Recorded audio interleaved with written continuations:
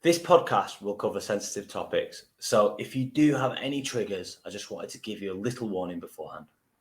Hello, and as always, welcome to the Tales to Inspire podcast. I'm your host, Krish Patel, and today we've got another truly inspiring guest, Mark Drager. Before we begin, I want to remind you that we've got so much going on.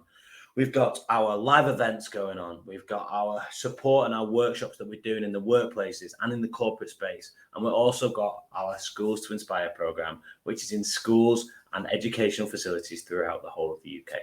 So get in touch. Now to today's podcast episode and to Mark Drager.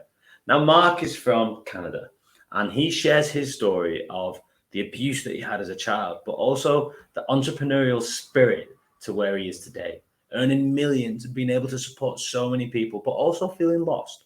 And the fact that COVID had positive and some huge negative things as well. His story goes into how one person was able to communicate and encourage him so that he can impact so many more people.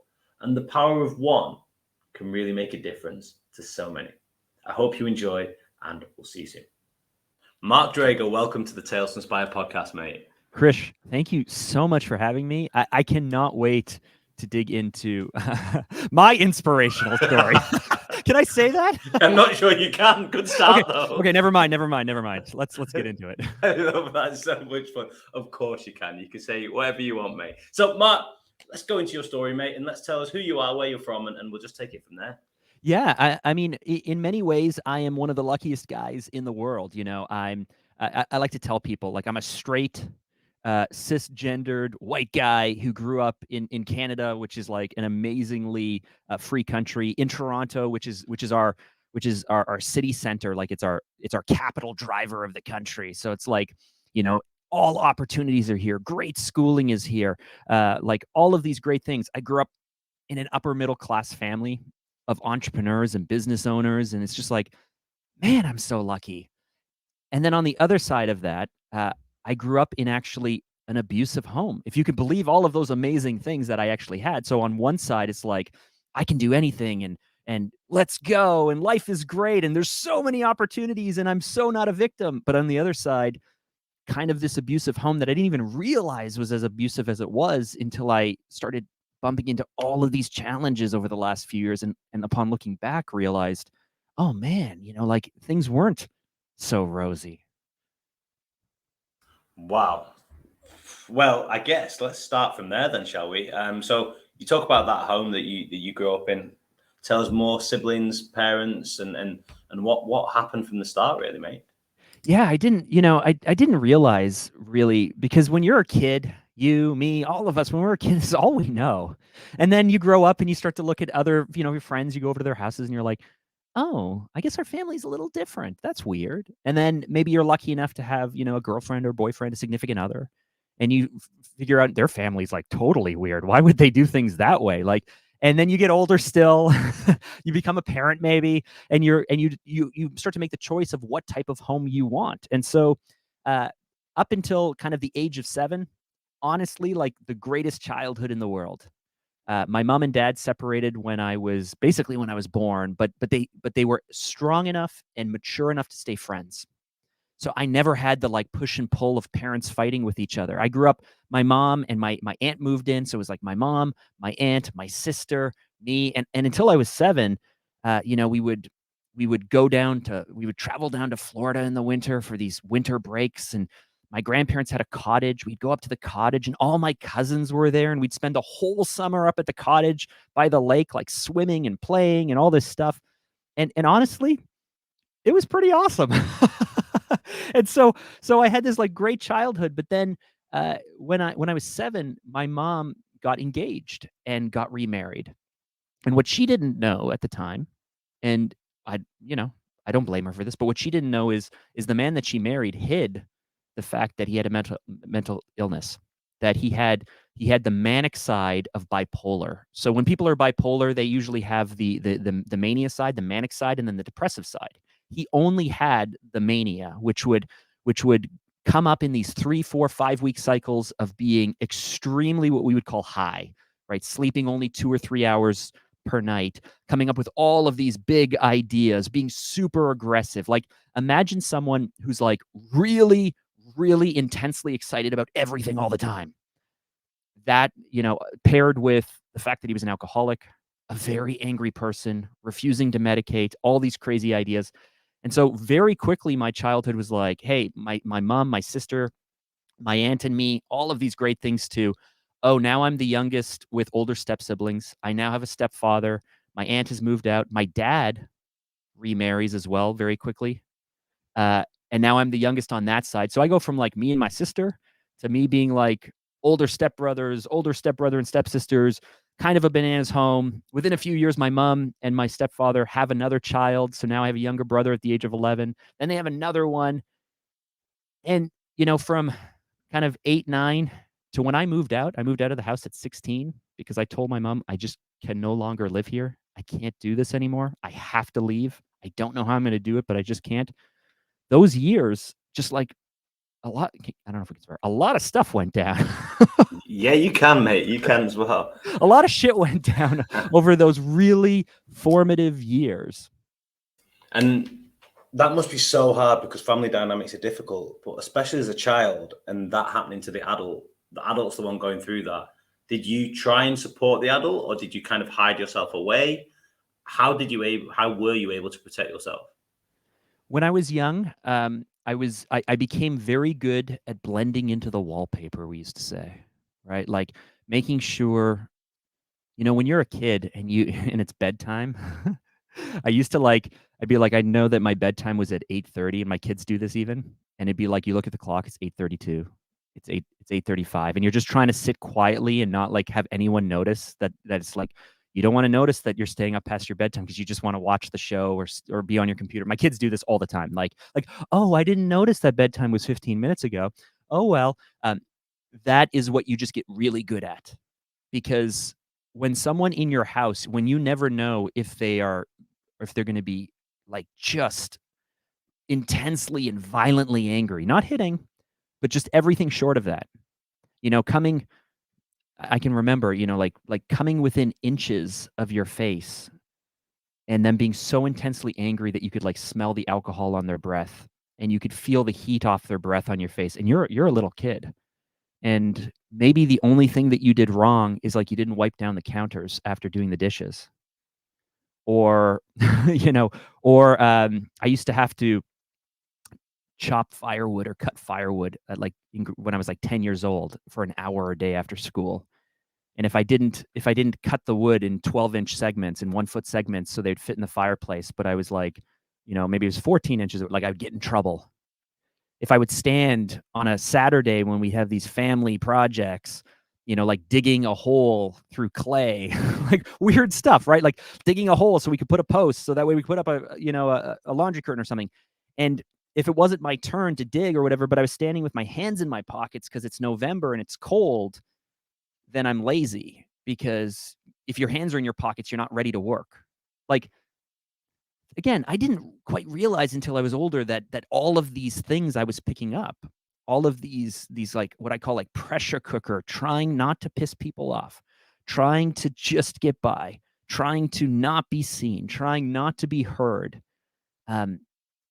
It was just, yeah, it created in me an anxiety and an approach that, has served me in some ways, but in other ways, it's something that I'm working to try and let go of. And that must be so difficult because childhood is so important. Like it's so important. It's your formative years, right?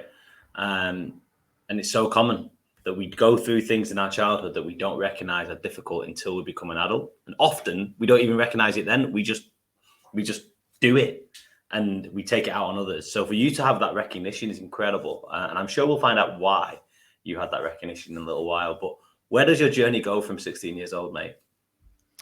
Well, at 16, I right before so you are legally allowed to move out of your family's house at the age of 16 where I live. And you are legally allowed to stop going to school if you wanted to. Like, even though you're not a legal adult until 18, you can't vote, you can't drink till 19. You still have but with parental approval, you're allowed to just kind of screw off.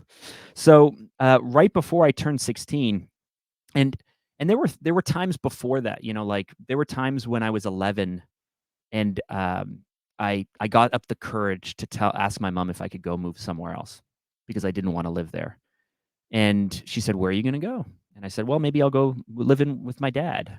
And what I didn't realize at the time was when I was like, hey, my mom talked to my dad and she said, "Well, you can come for a few weeks in the summer and maybe it's a test."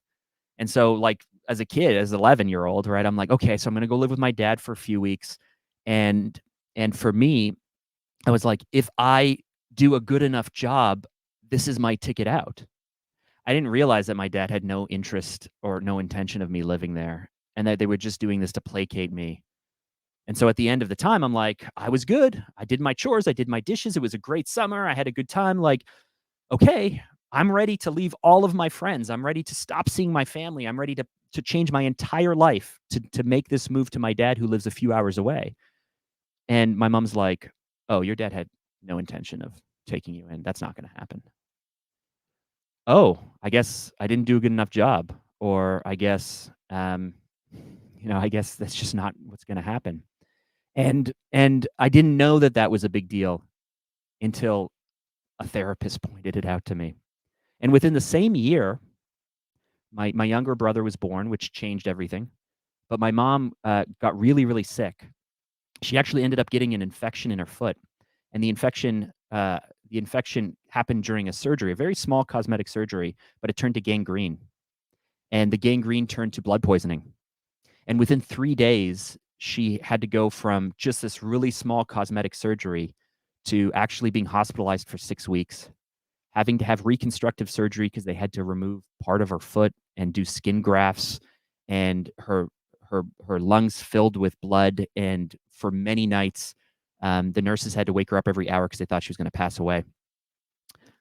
And, here I am, 11, 12-year-old little boy, right? Like Mother's Day is coming along and I'm making a card for my mom who's in the hospital, and I'm videotaping my younger brother who's learning how to walk because my mom is in the hospital for 6 weeks.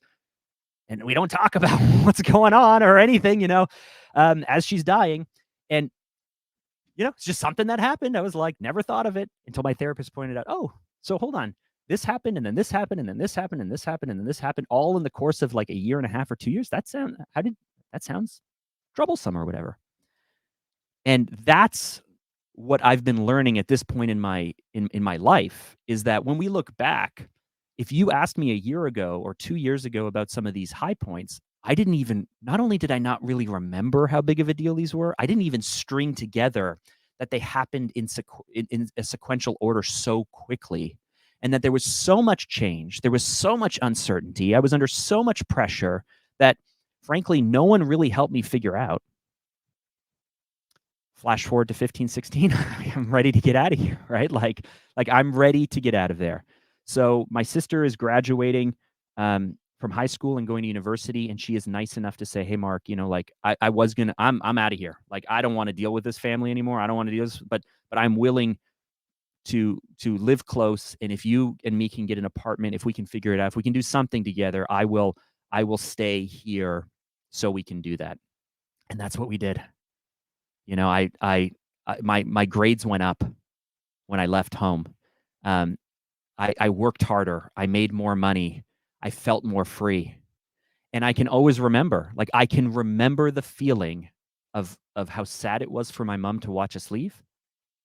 How sad it was to kind of pack up the minivan with our boxes of just like the few things that we owned. But I remember we got this little place and we had no furniture, and it's just like sheets on the windows, mattresses on the floor, a TV sitting on a box, an old microwave in the kitchen, no real dishes or anything else, but this feeling of like I'm free. And that is something that, honestly, it's like I don't know if I've been chasing it since then, but that was the first like really, really hard thing that I did in a series of hard things that I've done over the last 20 years. But yeah, I mean, I left and I was free and I was in control of myself for the first time. That freedom is something that so many people don't experience. That takes a lot of courage. That is one massive courageous step where so many people feel trapped, and you've kind of just, I guess your unhappiness was so much that you had no choice really in your head. It's the That only was it. time we changed, though. Mm-hmm. It's I don't even remember this conversation, but my mom many years later told me that I approached her and I said, I can't do this anymore. That I don't know where I will go. I don't know what I will do. I don't know how it will work, but with or without your help, I just can't do this anymore. And, when you're a teenager or even at other times in your life when things are hard, I don't want to be flippant about this. This is a serious thing, but you start to flirt with the ideas of suicide. You start to flirt with the ideas of like anything has to be better than this. Anything at all has to be better than this. I just can't go on this way anymore. And the hope is that we don't let things get that bad, that we're a little more proactive about things. But what I have learned is when things do get that bad, hey, cool. When you're willing to burn the entire thing to the ground, anything you do is a step forward. And when you're willing to let go of everything, there's a certain freedom in that. And it starts back when I was 16 and I was just like, off I go. Because I was never depressed enough to want to take my own life. I was never courageous enough to defend myself or proactively hurt my stepfather. Like to say like, hey, like maybe, maybe there are things I can do to him. Maybe I can do you know what I'm saying between the lines here? I was just never courageous enough to do that, to throw my whole life away in an effort to like hurt someone. Yeah. But I found this other way out. And then you've got your freedom, Mark. You've got what you wanted and what you needed. Where do you go from there? I become a high achiever, man. It's just like I meet my wife today. We've been together 22 years. We've been married 17, but within, I don't know, 8 months we start dating. I'm 17, she's 16, and I'm living on my own. So I focus on high school and I work in the summer times, and then I focus on college because I want to go. I have things I want to do, and the fact that I was able to take care of myself at 16, that I was able to focus on school, I was able to make money with people's help, with people's support, but that I was able to do that was just like, let's go, right? I've got the girlfriend. I need to go to college. I need to ace college. I need to get a job. We got married young. She was 21. I was 22. It makes sense to me. We had my first daughter at 23. I started my agency, my company at 23. Like by 25, I was like 2 kids. I owned my own business. I don't know if we had bought a house yet or not, but we had an apartment living in the city. On paper, I was like, I became the whiz kid because it's like, everyone thought I was 10 or 15 years older than I really was, because it was just like I was just so ready to just like start knocking things out and start achieving and start making things happen. So that way, on some level, I could. I don't know if I'm running away from the past or from where I was, but just this desperate need to be recognized as someone who's awesome. Yeah, I love it. And it's that recognition, but was it a healthy recognition, or did it get to unhealthy traits where you may have been working 22 hours of the day and you've got 2 kids and you've got your wife, and did you start to take a toll on yourself, or was it like, what, this is a healthy recognition and you are getting so much value out of it and everyone else is valuing out of that as well? Yeah, I mean, I don't know if I could have done it another way. It wasn't healthy. It's still potentially like I know that I'm recognized. That I know that recognition motivates me today, and for the first time over the last 6 months, I've gotten comfortable with that, because at first, it was done out of fear. Fear of bankruptcy, fear of not being good enough, fear of running out of cash, fear of making a fool of myself, fear of people judging me, fear of not being good enough and working. What if I'm not working hard enough? And what if I'm working too hard? And what if I'm not there for my kids? And what if I'm not there for my clients? And certainly an unhealthy amount. I don't know if I could have done it another way. Like, I don't know if I could have built a multi-million-dollar agency not having ever done it before, 23, and scraping through and working hard and getting through the years and earning the dollars. I didn't know how else to build a company at the time. Today, I'm attempting to pivot and rebuild the agency a very different way, because I know that if I just worked 60 hours a week, and I know if I just always put my clients and work and money ahead of my family and kids and whatnot, that I will be like, listen, you want to be successful, work your ass off all the time, but you will hit the point as well. Well, just like me, where I turn to my mom and I say, I can't live here anymore. I can't live here. Like, I don't care what the cost is. I can't do this anymore. Successful, quote unquote, successful people, the people who work the 60 to 80 hours, the people who never see their kids, the people who grind it out, the people who have the bank account, but nothing excites them, nothing makes them happy. They're always under pressure. They hit the point where, just like me, they go, I just can't do this anymore. I don't care what it costs. I don't care what it costs me. I don't care what I have to do. I don't know what I have to do, but I cannot live this way anymore. And that's kind of how I ground out my 20s, man. And that's been a really difficult thing for me with starting Tales to Inspire and other things that I do. Like in my 20s, people would say, you need to take care of yourself. You need to make sure you only work this amount of time or whatever it would be. It's like, I have no idea how to do that. I am not a middle ground person. I am all in or nothing. And that's just the way it is. If I want to, and it's been so hard without that attitude, I'm not sure I would have been able to build Tales to Inspire right now. And I was willing to sacrifice the parties, the going out, whatever it was. I was more than willing to do that. With you, obviously having kids and a wife might have been a bit more difficult. Well, I mean, yeah. So just let me jump on two things. When you're in your 20s, you have a tremendous amount of energy and you don't even realize it until later. So Michael Jordan in The Last Dance, the documentary about the Bulls, he talks about the fact that by the time they were on their second run of 3 championships, and he's now in his 30s, he did not have the energy he had in his 20s. He did not have the power in his body. He did not have those things, and he had to change his game and his approach. I would I don't know if this is healthy or unhealthy advice, but in your 20s, you got a ton of energy. Like, use it. Later in life, you're not going to have the same focus. You're not going to have the same energy. So play to what you've got in your 20s.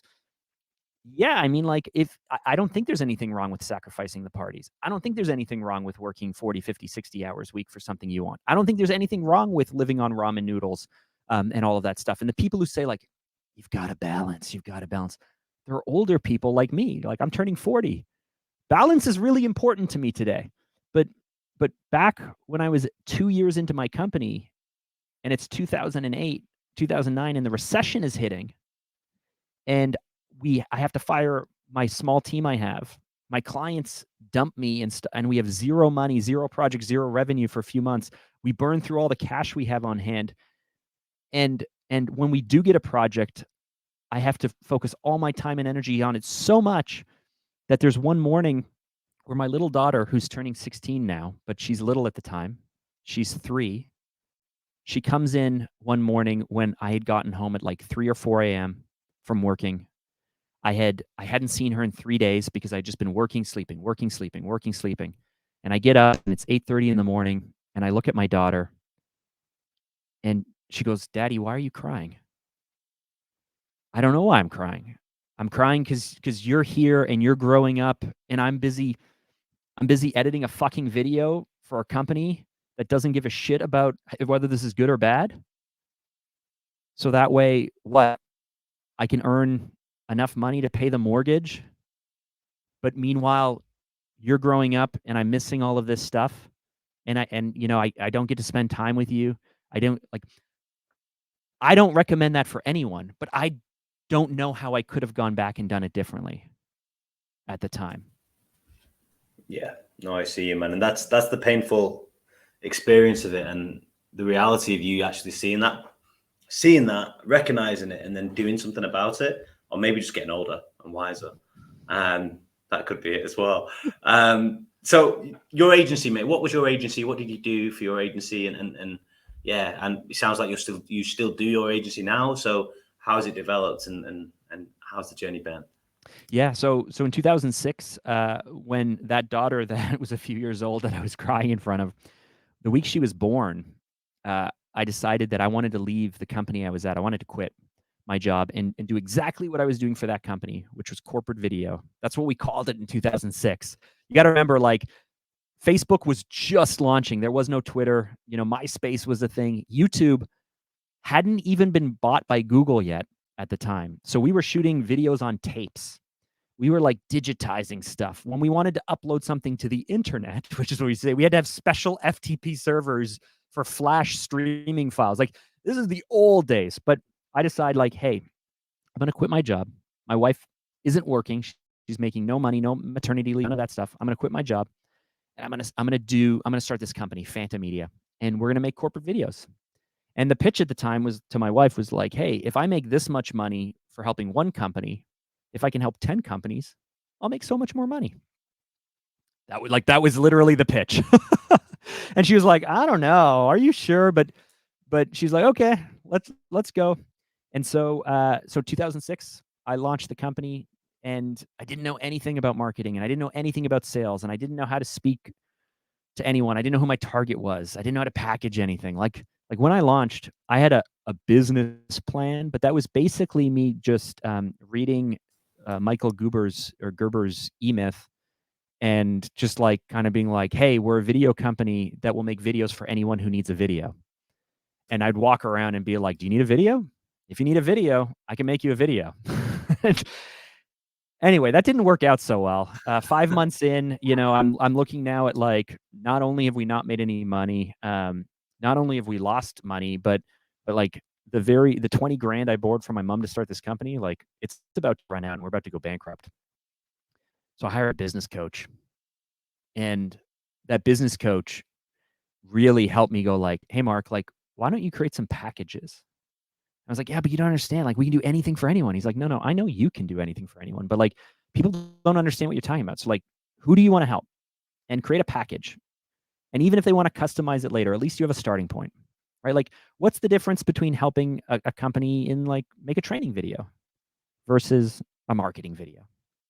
And then I went away and I did that work, and I started realizing, like, oh yeah, like I need to figure out my target audiences and the companies I can help and why I can help them and how I can help them and what the differences is in between departments.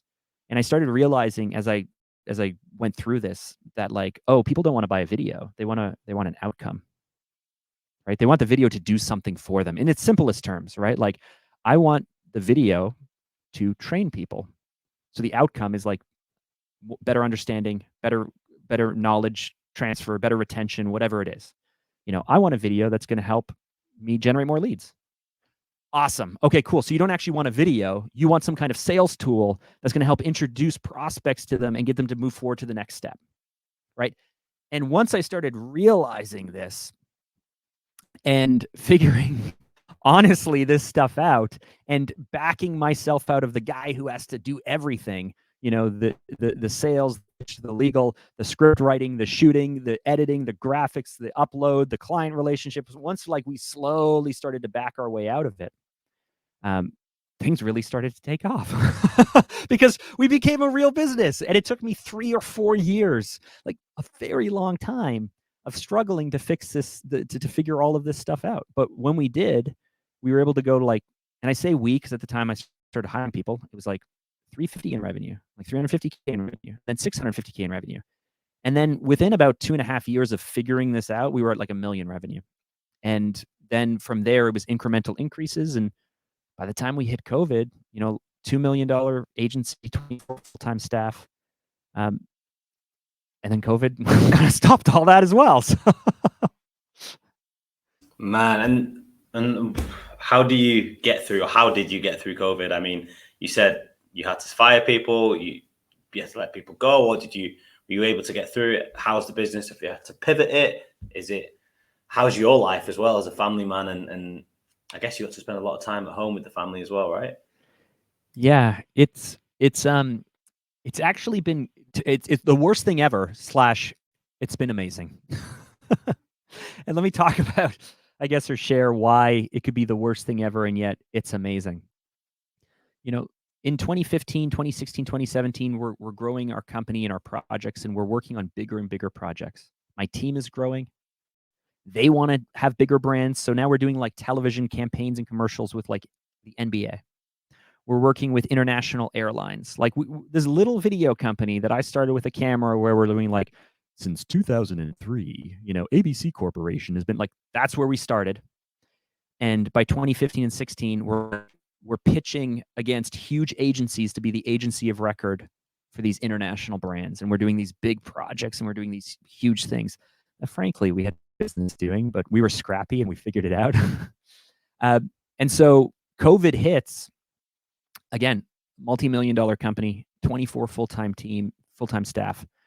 But through 15, 16, 17, 18, like I kept waiting for the shoe to drop. I kept waiting for this recession. I know that a recession happens every 7 years. I know the last big recession was 2008, 2009. I know that I barely scraped my way through it and it cost me over almost everything. So that fear that I carried in 15, I'm like, where's this recession? Right? Like we're 7 years in. Better not make any big moves or make major investments. 16, where's this recession, right? Oh, Donald Trump is now the president. Okay, there's going to be a recession, right? Better not make any big investments, make any major moves. Because again, I'm so PTSD. I'm so burnt from the last big recession that it's just like, I know that inevitably the answer is like, I lose everything, right? Like as soon as a recession hits, I lose everything. That's what happens. And so it's like, it throttled our growth and it kept me scared. And then 18, where's this recession? Okay, 19, where's this recession? Now, I don't know if you remember 19 before COVID, but Warren Buffett is sitting on, tons of cash. All of the indexes and all of the indicators that say that a recession is coming is starting to flip to show that like a recession is probably happening in the next 6 to 9 months. And so I'm like, oh, finally, like I've been waiting years for this recession because I'm such a pessimist, right? Like I'm so focused on losing everything that I wouldn't take these aggressive opportunities and I lost all those years that I could have grown aggressively and just built a war chest of cash, but instead I'm like just waiting for things to go wrong. And then COVID hits. It's like not like I saw that coming, right? I don't know about you, but other than a few scientists, at like the disease control areas or whatever, like most of us didn't see that coming. No chance. And so when it hits, all of our projects get put on hold. We have a client that had prepaid us $400,000 for a project that got put on hold. Like a lot of stuff that I was planning, because at that point I was like, okay, I've been waiting years for this recession. Like maybe it's just not. I don't know. Maybe it's not going to happen. So like let's start growing and getting aggressive again. Anyway, everything gets put on hold, and so now it's like, hey, there's not a lot of money here. So we start to tighten things up. Some people leave. I don't replace them. I have to let some people go. I have to shrink the company. I have to get comfortable knowing that like, hey, I need to get back into doing the things that frankly I haven't done in like a decade if I want to keep this company going. Do I want to keep this company going after all these years? It's been 12, 13, 14, well, like the time it was 14 years. Do I want to keep this company going? And if I did, what do I want us to do? Do I have to keep operating the way that I've been operating just because before COVID I was, or does this open up a new opportunity or a new way for me to just pivot everything? Because my current clients have put everything on hold. I've lost my team, so what I took ultimate comfort in realizing is like, oh, as long as I want to keep the company going, I am okay. Maybe not so great for my team members. Maybe not so great for the clients that, maybe when they finally circle around and come back to me, I go, I'm sorry, we're no longer helping you with those things. We're not doing those services. But what I realize is like, hey, I'm the first dude in, which means I'm the last dude out. And I never thought of that before. Like I never thought of the fact that like, hey, I could use something like this to completely restructure how we approach business. We completely restructure who we help, how we help them. Maybe all the rules that I thought that I had to work by, like doing business the right way, maybe those are all out the window. Maybe I don't have to drive 36,000 kilometers or 25,000 miles a year just to go from client meeting to client meeting to client meeting. That was a lot of time and a lot of money and a lot of effort. Maybe I don't, just because a prospect comes to me and I have this 7-figure payroll that I used to have to keep everyone paid. I used to have to do lots of projects I didn't want to do because I needed the money, because I needed to keep people paid. Maybe there's nothing wrong with shrinking down to like a team of 4 or 5. And just because a project comes to me, I don't have to accept it if I don't want to. I don't know. Maybe there's a new way to think of business. Maybe there's a new way to do this. And so that's why it was actually the greatest time ever, because I got the coverage I needed. And not that I could blame COVID for it or anything, but I felt that I finally had like enough freedom to like break the rules and reset the game without people getting mad at me, because I could go, well, COVID, right? COVID. And I've also learned that, like, yeah, as long as I want to keep going, I'm okay. My family's okay. And the business is okay. Is it smaller? Of course it is. We're 5 people now. Is it embarrassing that we went from, over 2 million revenue to like, I don't know, we're doing like 6 or 700,000 now? No. I no longer have my identity tied up in the big team, the big offices. Like, we let our offices go for the first time. I've always had offices. Like, since day one, I had offices. I was paying 60 grand a year for office space that no one used. Now I work from home. I'm not even embarrassed by that. It doesn't bother me. Like, all the things that I used to do to get that recognition, to be that achiever, to be able to grow, it's now like, whatever. I've let go of it all. Wow. One big, massive, catastrophic thing that happened in the world give you that opportunity to really change your direction, man. Wow, huge, mate. This is huge. So we've gone into this, Mike. You've gone into the difficulties and the challenges of business, and obviously going where you are. The future. What does the future look like? Where are you now? What do you want to do? Obviously, you don't need that recognition, and recognition isn't what you want. But what is it that you do want? That's such an interesting question. The future is something that I struggle with, that many of us do. And when I was growing Fanta, the future was always the next step in the next achievement. Hiring the next person, hitting the next revenue milestone, winning the next client, laddering up the creative to make it look cooler, getting the going from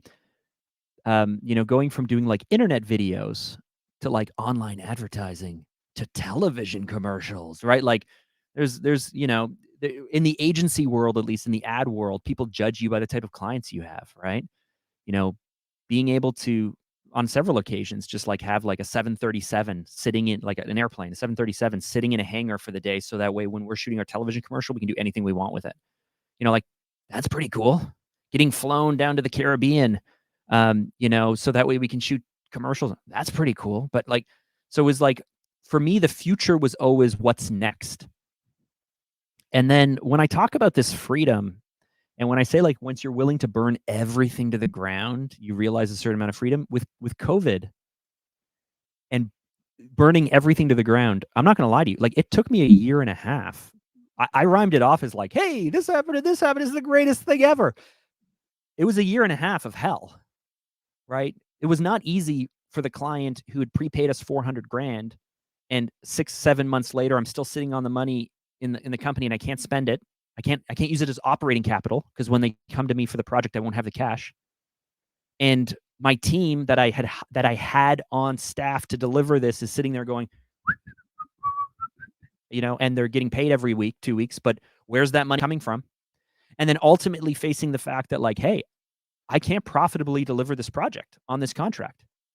Like, if I move forward with this project, my company will go bankrupt. So now I'm sitting on cash I can't spend, delivering a project I can't afford to deliver. What do I do with this? Like, where's the playbook for this? So I call up the client and I say, I'm sorry, I have to give you the money back. And they go, you can't do that. You can't give us the money back. Okay. Do we move forward and bankrupt the company? Do you guys just give me the money and, like, I just don't do anything, and I guess you guys sue me? Do I bankrupt the company and try to pull the money out of it and, like, do this shell game? Like, I don't even know if it's legal. Maybe it's fraud to move money. Like, what do I do?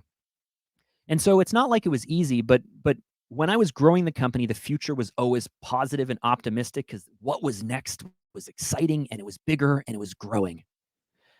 And during COVID, for the first time in my life, the future was not positive and it was not exciting and it was not growing. It was a big question mark. What if my greatest successes were behind me? What if, I'd built my whole life thinking I'll make more and more money every year?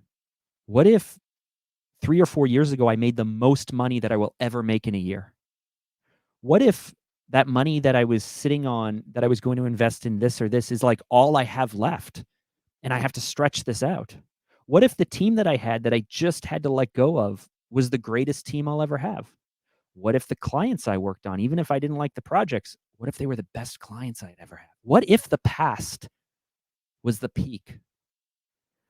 And what if I got lucky and everything ahead of me is just like a shadow version of what could have been?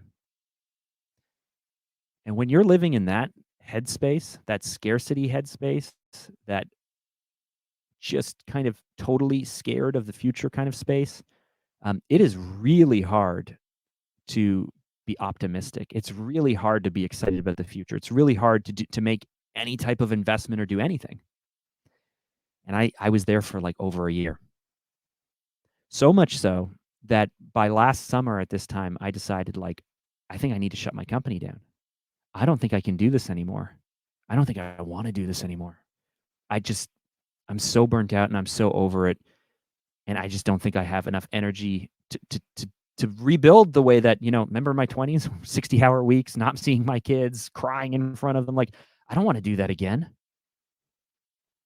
And I had a friend pull me aside at an event. In September, I was in Tampa at a mastermind event. And my friend was down there from North Carolina. And he pulled me aside and he said, Mark, last night, me and this other mutual friend, we were talking about you. And I go like, oh, okay, I hope it's good. I suddenly felt like being called into the principal's office or when your parents pull you aside to have a talk with you. Oh, I hope. And they're like, listen, I don't think you should shut your company down. And I think you don't realize how good you are at some of these things. And I don't know if you understand that as a husband and a father, you have a responsibility to your wife and kids to support them. And you're too young to just throw this all away. So what are you going to do? And I went, well, I do like this part of the business and I'm so passionate about it and I love it, but it comes with all this other baggage. And they go, well, what if it didn't have to? Okay.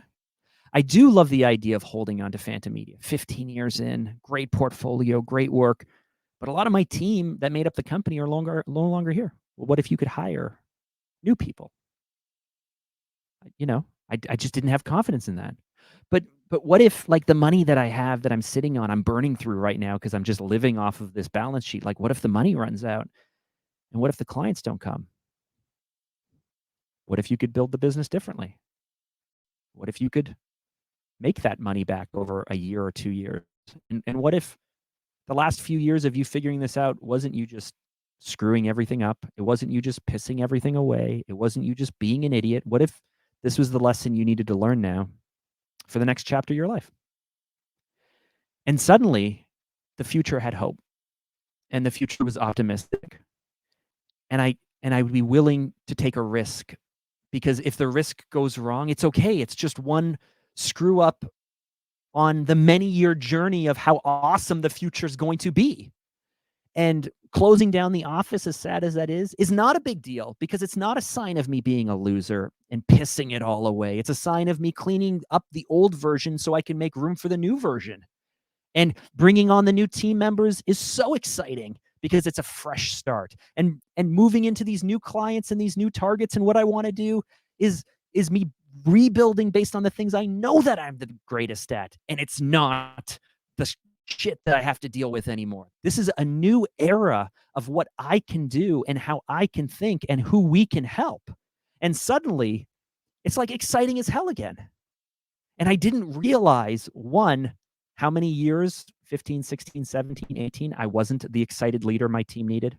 I made tons and tons of mistakes because I was living in fear. I was always worried about the recession. I wasn't thinking about the future as something that can be awesome anymore. And then during COVID, I really slipped to a pessimistic state. But now that I've gotten a taste of what could be back again, I don't ever want to not live excited about what the future holds.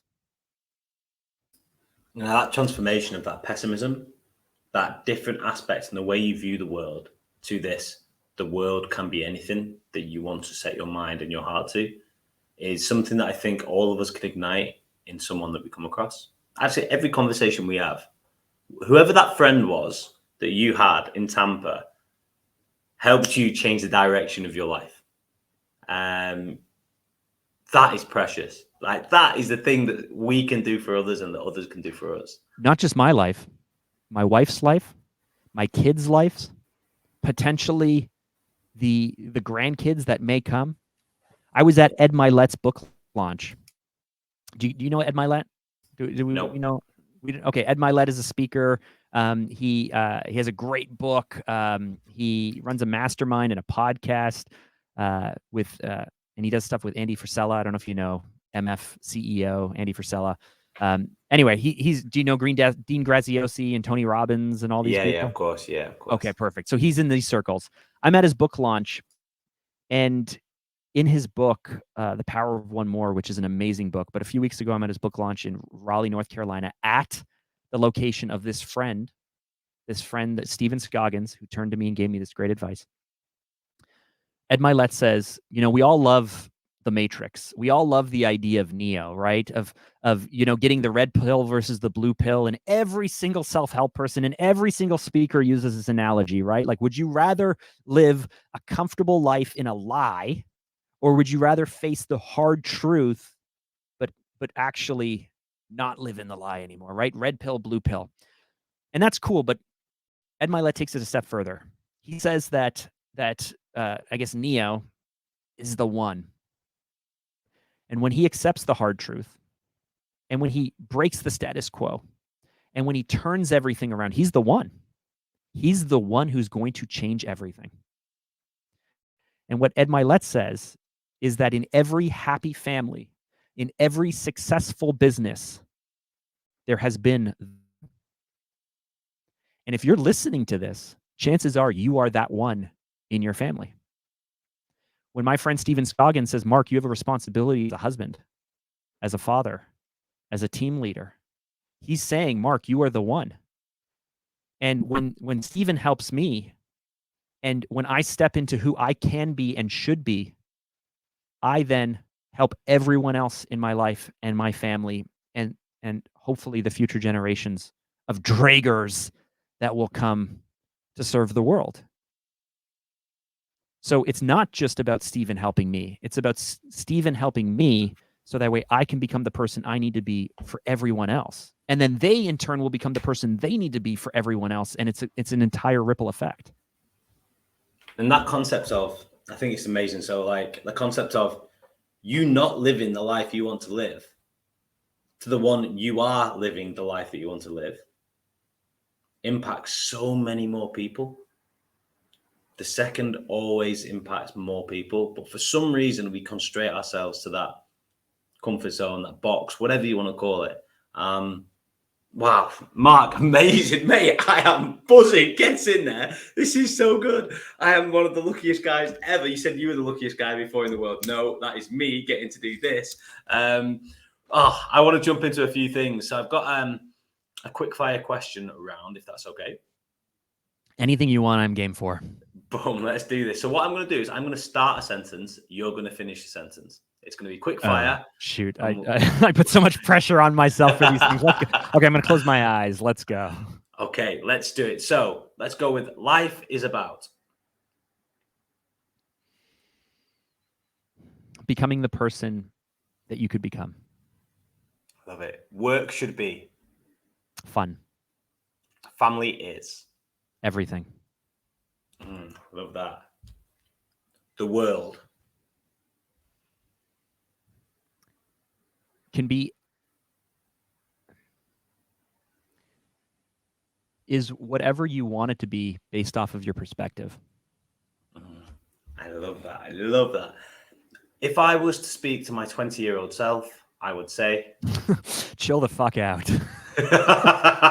take a big deep breath and chill. I love it. Right. Okay. And a bit of a different one. If you had one law, a rule, a government rule that the government had to put in place and everyone had to follow, what would it be and why?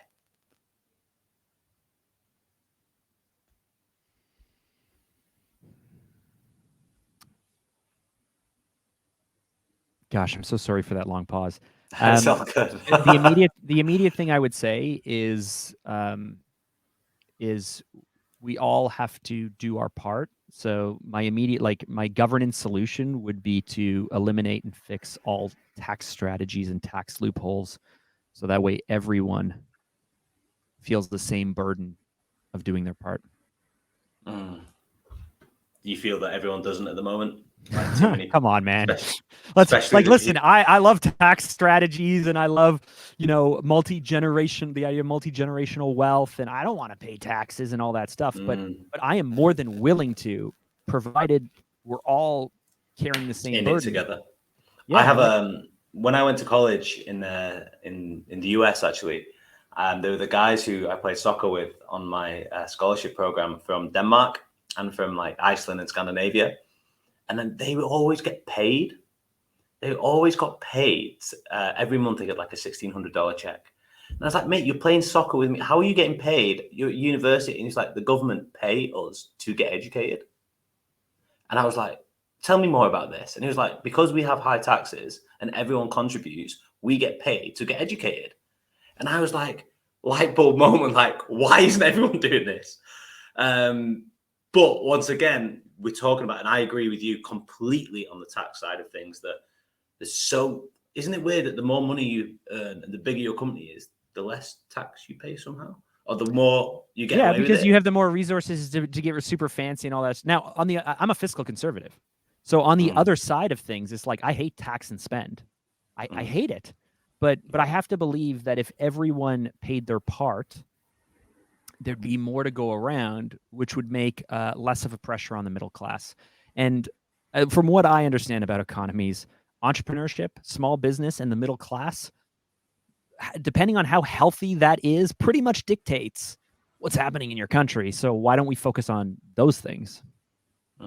Yeah, absolutely. Well, the education system, I'm going way off piece here, but I was never taught how to be an entrepreneur. I was taught how to get a job. Yes. That was it. My whole schooling from day dot to now. So when I became an entrepreneur, I always believe I had it in me. But when I started running my own business, what the hell am I doing? I have no idea how to do any of it. I've not been taught anything. And it's like, what? And I did a business degree. Like, you know what I mean? Like, that's a difficult thing. Like, it's so tick box exercise and trying to fit in when actually you're trying to not fit in with your business, right? Yeah. So interesting. Quick fire round. Wow, what a question, how that went. Right, Mark, how do people find out more about you, about your business, what you do? How do they get hold of you? If you want to know more about Phantom Media, the agency I own, I was talking about some of the changes we made and how we're focused on the things we are best at and love the most. These days, we help speakers, coaches, consultants, and entrepreneurs, anyone with a personal brand. We help them better understand who they are, who their customers or audience are, and what their competition's doing, so they can develop a badass brand that truly stands out, increases sales, increases revenues, grows audiences better. So if you want to know more about that, head over to phanta.com. That's phanta.com. If you want to know more about me, head over to Instagram. My handle's @MarkDrager. Drop me a DM. Let's connect. Let's talk. And those are the best ways to check me out. Man, I love it. And just before we finish the final two questions, I just want to acknowledge you and say thank you, mate. Reaching out and having this hour has been precious, mate. I wish it lasted forever, to be honest. I absolutely love it. It's been so much fun. And I've got a feeling this is not going to be the last time that we speak. If you're ever in Manchester or up north or in North Wales, wherever, you've got a place, mate. I love it. Always got a place, man. We can meet in Chester, just because it's a little bit more quaint, maybe. Chester's fine as well. You've got Cheshire Oaks where you can go shopping as well. So yeah, we can go to Chester's. All right. Yeah, not far at all. Actually, that's actually great. I'm actually there tomorrow. Oh, Um, brilliant. that's so cool. So my final two questions, Mark, that I ask every Tales to Inspire guest. My first question is, Mark Drager, what's your definition of the word inspire? To me, inspiration or the ability to inspire people is really comes down to vulnerability, um, connecting with people on an emotional level. I'm sounding super corporate now because I'm giving this definition, but and I don't want to do that. There's nothing inspirational about that. Um, Really, it's just about helping people feel deep down inside that they can do more, they can be more, they can do more, they can have more. But it's not the push of motivation. It's not the coach saying, "Do this and it'll happen." It's the pull, it's the draw. It's that little feeling of excitement and imagination and dreaming, knowing that what they have done or what they have achieved or what others who they are, you are capable of becoming. And to me, that's inspiration. Man, I want some of that feeling. I love that definition like that. Oh, that's great. No one's ever said it like that. But it's so your perspective of not being pushed, but being pulled, being attracted to really getting the best out, revealing your true best self. I love it. I absolutely Well, love it. And my final, how many of us, real quick, sorry, look at social go for it. and you get inspired by something or someone, but then that little, like, there's that sunken feeling in your chest, your heart hurts, a little doubt, the voice in the back of your head, right? Like get inspired, and then we catch ourselves and go, oh, but I Yeah. can't, I could never, and then that little moment of inspiration of what they're doing and what you hoped was possible suddenly becomes comparison and doubt and fear and depression. And so if when you looked at what others have and what they've done and who they are, if you held on to that inspiration, that moment of hope, of dreaming, and fought against that doubt and that fear and those other things, if we just became more like kids and a little bit more pure and held on to it, I think it would not only change your relationship with social media, it would help you to stop comparing so much with other people, but these moments of inspiration wouldn't be so fleeting and they would last a lot longer for us.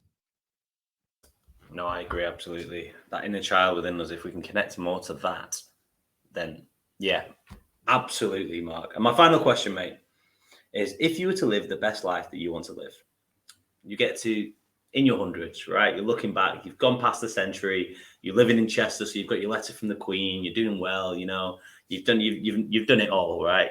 And you're looking back on your life. What is the main impact or proudest moment that you want to have achieved during that lifetime?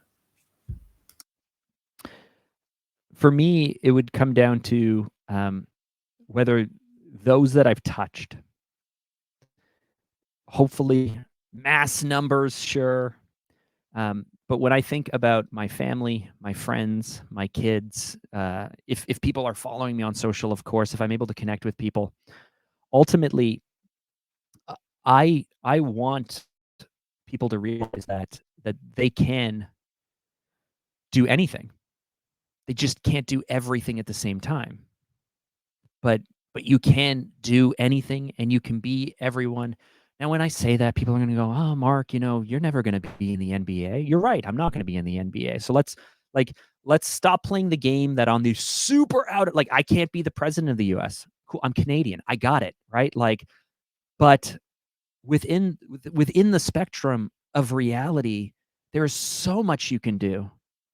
And there is the growth that you have in front of you. You can almost be anyone that you want to be, but you have to and you must lean into who you are and have the courage to be that person and become that person and have the hope that future you will figure it out and become comfortable facing hard or scary or difficult things or uncomfortable things. And this push and pull, this bigger life that you can live, this feeling deep down inside that you were built for more is all within your reach over the course of your long life. And so I am just so inspired by anyone who is willing to be themselves. If you are, it's Pride Month, right? I'm not super huge into that community, but if you're flying your flag and you're dancing down the street and you're acting like totally into the moment and bananas, I don't have the courage to do that. I'm worried about people judging me for that. I'm so inspired by your conviction and willingness to do that.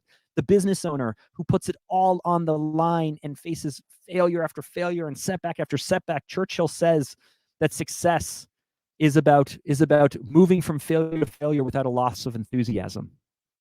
Oh man, that is so great. How can I have more of that? And so as I learn and as I grow and as I connect with other people, 100, 101, 110, I just hope that those that I have touched have lived a bigger and bolder life, and they've said yes to more things, and they've experienced more things, and they're truer to who they are and could be than if they had never come across me. That's my hope. Mark, could you write that down for me, please? Amazing, mate. Absolutely amazing. This has been truly precious. You sharing your story and just getting to know you and connect, mate. I just want to say thank you once again. I am so, so grateful for you spending this time with me. People are going to be listening all over the world to your story, and I'm just so grateful. So thank you so much for being on the podcast. And Krish, I want to thank you. And if you're listening, if you're a fan of this podcast, ignore me, ignore all the guests, but send Krish a little love, man. I don't know if listeners who are not podcasters realize that often we're just doing this in the darkness, hustling through, putting out content, making it happen. And just if you send him a little note sharing with you what these stories mean to you or how they've helped you in some way, I know, because when people reach out to me, it means the world to me. I know that it would totally brighten up Krish's day. So let's go ahead and do that, guys. Okay. Honestly, it's so true. Sometimes you think it goes out into the ether and that's it, right? And crickets, right? It's like, yeah, exactly. Yeah, that's exactly it, man. Thank you so much. How infectious is Mark's energy? Mark just absolutely epitomizes the space and his definition of inspiration. We can all be anything within our sphere. Something that Mark really hit home about is actually, yes, we can. We can't be everything right now, but we can be anything that we want to be. I love that definition and what he wanted to be. The advice he gave to himself and everything else was just amazing. I absolutely love it. And I hope and hope you do too. As always, leave us a review, let us know what's going on, and get in touch via our social media channels at Tales to Inspire. Thank you guys, and take care.